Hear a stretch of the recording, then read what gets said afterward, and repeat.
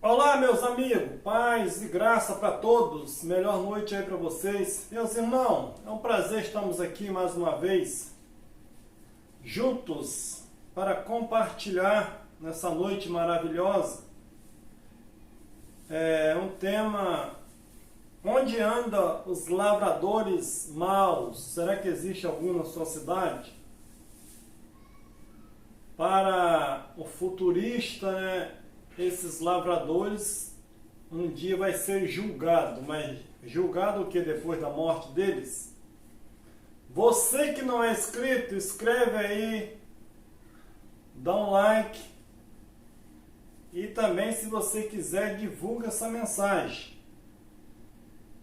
Eu tenho mais de 8 dias que eu não gravo essa mensagem, mas hoje nós estamos aqui para junto compartilhar um tema do Evangelho que já foi pregado em todo mundo. Hoje nós apenas citamos e trazemos à memória e ao conhecimento daqueles que estão enganados ainda pela religião, pensando que tudo vai acontecer, né, enquanto nós já desfrutamos do reino eterno de Deus estabelecido na humanidade. Marcos capítulo 12, versículo 1, que diz assim: E começou a falar-lhe por parábolas. Um homem plantou uma vinha e cercou-a de um valado, e fundou nela um lagar, edificou uma torre e arrendou a uns lavradores, e partiu para fora da terra. Então Jesus aqui conta uma parábola. Uma parábola é verdade ou ela quer ilustrar alguma coisa? Então uma parábola ela é ilustrada para trazer um significado de alguma coisa, mas nem sempre é 100%. Mas é aquilo que Jesus queria falar por parábola, para não falar diretamente àquelas pessoas que estavam ouvindo. Então, se você observar, quando Deus criou o mundo, Ele fez um jardim, plantou ali, colocou tudo de bom e depois arrendou a uns trabalhadores. Você pode notar que no jardim, quando ele planta o jardim ou faz a vinheira, todo dia ele vinha no jardim. Mas depois que Adão pecou, ele já não veio mais, entregou para os homens. E desde esse momento havia uma promessa que ele viria e mandaria profetas para que recolhesse os frutos dessa lavoura que ele plantou. E desde o Éden, Deus vem avisando o povo. E desde o Éden as pessoas nunca deram realmente o fruto que Deus precisaria, que era o amor, a bondade, a mansidão, o domínio próprio. Quando foi o tempo da colheita? Mas Simão, o tempo vai vir ainda, mas vai vir quando? Nós vamos ver aqui, João capítulo 4, versículo 35. Não dizei vós que ainda há 4 meses até que venha a ceifa? Eis que eu vos digo, levantai os vossos olhos e vede, a terra que já está branca para a ceifa, e os que ceifam recebem galardão, e ajunta fruto para a vida eterna, para que assim o que semeia como o que ceifa, ambos se regozijem. Então, quando Jesus aparece no cenário, era o tempo da ceifa. As pessoas estão pensando que hoje está no tempo da ceifa, mas ceifar o quê? Se ele já veio e já estava, os campos já estavam brancos para a ceifa. Que ceifa é essa que que nunca para de produzir, frutos e para colher ela. Versículo 2: E chegando o tempo, mandou um servo aos lavradores para que recebesse dos lavradores do fruto da vinha. Mas este, apoderando-se deles, oferiram e mandaram embora. Então, quando chega o tempo da ceifa, Deus enviou alguém para ceifar, para vir receber o fruto da vinha, daquela lavoura que Deus tinha arrendado. E o que eles fizeram? Feriram, bateram e mandaram eles embora vazio.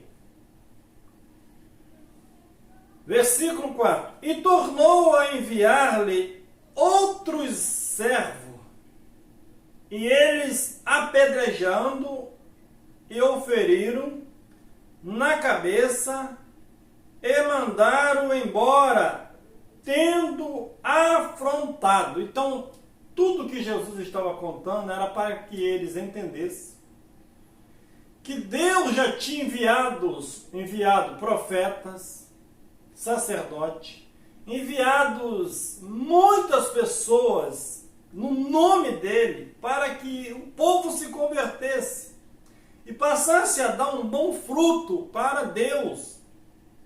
Mas mesmo assim eles nunca deram aquilo que era de Deus. Era honra, glória e tudo aquilo que Deus queria deles. Mas eles nunca ouviram a voz de Deus.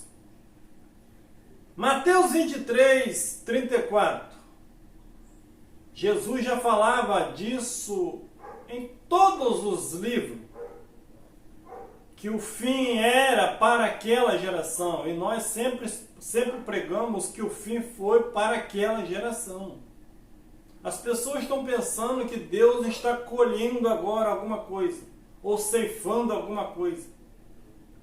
Mateus 23, 34. Portanto, eis que eu vos envio profetas, a mesma coisa da parábola, sábios e escriba, a um deles matareis, e crucificareis ele mesmo, que seria crucificado, e a outros deles açoitareis nas vossas sinagogas. Paulo foi açoitado em muitas sinagogas. E os perseguireis de cidade em cidade. Jesus disse: quando perseguir vocês de uma cidade, vocês vão fugir para outra. Era a realidade que os discípulos iriam passar. Jesus estava contando naquela parábola. E em Mateus ele estava afirmando a mesma coisa. Para que sobre vós caia todo o sangue justo que foi derramado sobre a terra, desde o sangue de Abel, o justo, até o sangue de Zacarias, filho de Baraquias, que mataste entre o santuário e o altar. Então Jesus estava pregando para aquela geração, meus irmãos. Todo o sangue que antes da cruz, que foi derramado em nome dos profetas, Deus iria cobrar de qual geração? Da nossa geração. A nossa geração tem profeta? Muito se diz que são profetas hoje, mas a lei dos profetas durou até João Batista, até o Antigo Testamento. Depois disso é pregado o reino de Deus. 36. Em verdade vos digo que todas estas coisas hão de vir sobre esta geração. Será que Jesus não sabia? Enquanto hoje as pessoas pegam essa geração, vai lá para o hebraico, para o aramaico, para qualquer coisa, e quer aplicar essa geração em todos os tempos. Mas Jesus disse, eu vou cobrar desta geração. Qual era a geração? Aquela que matava os profetas. Aqueles que apedrejavam os profetas. Aqueles que não deram o fruto devido o que Deus queria, que era de direito de Deus. Voltando ao texto, Marcos capítulo 12, versículo 6. Tendo ele, pois, ainda um seu filho amado, enviou também a este por derradeiro, dizendo, ao menos terão respeito ao meu filho. Você nota que Jesus estava falando para uma geração, porque ele disse que ia cobrar daquela geração, tinha mandado profetas, sábios, mandou todo tipo de pessoa para que eles dessem o fruto. Qual era o fruto? O amor, a paz, o amor ao próximo, o amor a Deus, mas eles negavam esses frutos. Então, por último, ele está dizendo que Deus enviou seu filho, que era o próprio Jesus. Versículo 7. Mas aqueles lavradores disseram entre si, este é o herdeiro. Vamos, matemo-los e a herança será nossa. Então, olha, quando Jesus aparece, não foi isso que eles fizeram. Não falaram com essas palavras, mas eles reconheceram que aquele era o filho. E vamos matar ele, porque matando o filho, a herança vai ficar para nós. Versículo 8. E pegando dele, o mataram e lançaram fora da vinha. Então Jesus foi morto fora da vinha. Se você for analisar, Jesus foi morto fora da cidade. E agora a pergunta no capítulo 9. Que fará, pois, o Senhor da vinha? Então, o que Deus iria fazer? Virá e destruirá os lavradores e dará a vinha a outros. Então, Jesus disse que ele iria voltar.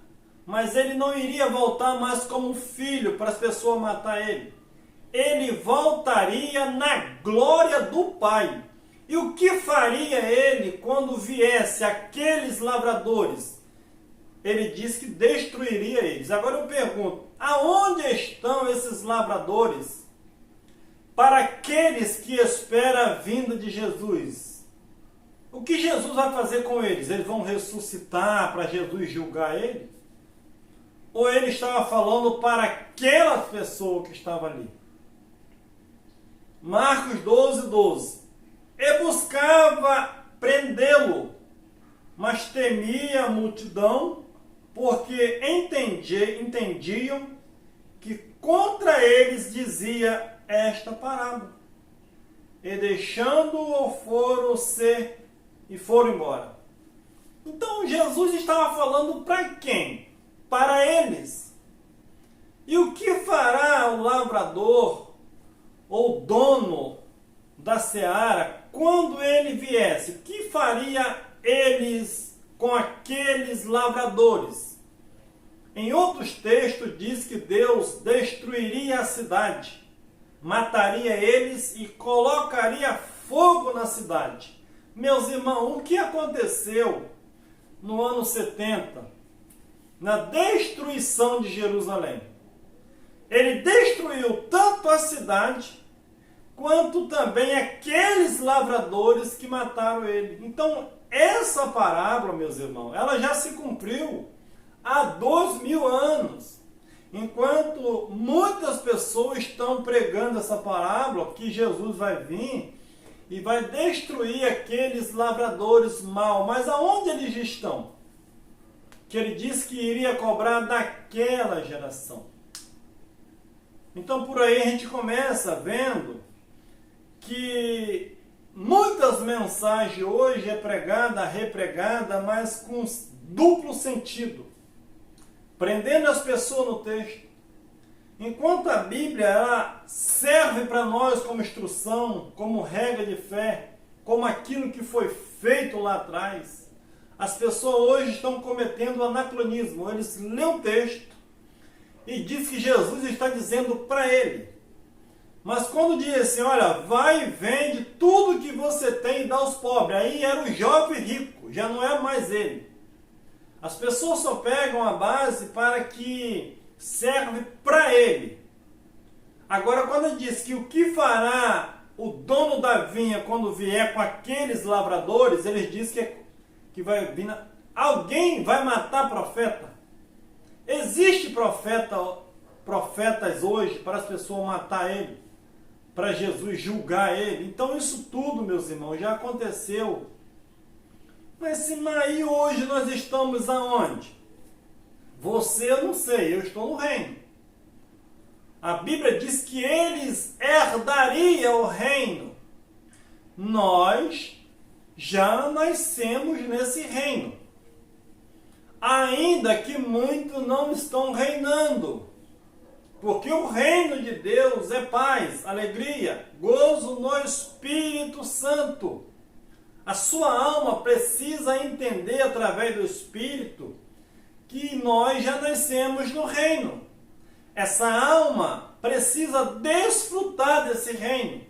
Não viver enganada dizendo que precisa se agregar a uma instituição para que ela salve a sua alma. A Bíblia diz que a morte reinou de Adão até Moisés, até o Velho Testamento. Dali para cá a morte foi morta. E como tem hoje morte espiritual? Paulo estava falando da separação do homem de Deus. Chega na cruz, ele reconciliou consigo mesmo todas as coisas. Então a mensagem de hoje, as pessoas pregam ela, repregam ela, voltando as pessoas para o Adão do Éden, esquecendo que o segundo Adão veio e restaurou todas as coisas. Mas se aí aquelas pessoas que não estão vivendo isso, elas não estão vivendo porque não conhecem, ou porque já não tem esperança, porque eles já estão nas obras da carne, alguém disse que eles já estão condenados, ou eles precisam conhecer o reino eterno estabelecido por Deus, para que eles possam desfrutar desse reino que não tem fim. As pessoas estão esperando um fim. Todo ano Jesus está voltando.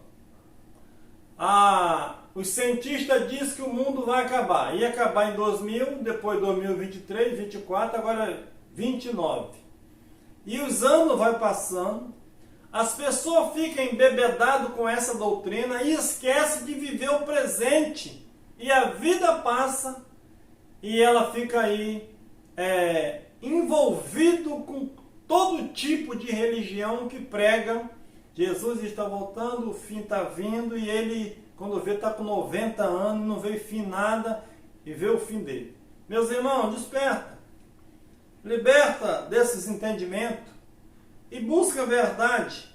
Busca conhecer a obra consumada, que você nunca mais vai ser escravo de ninguém e vai desfrutar das maravilhas que o Senhor preparou para mim e para você. Melhor noite, paz eterna.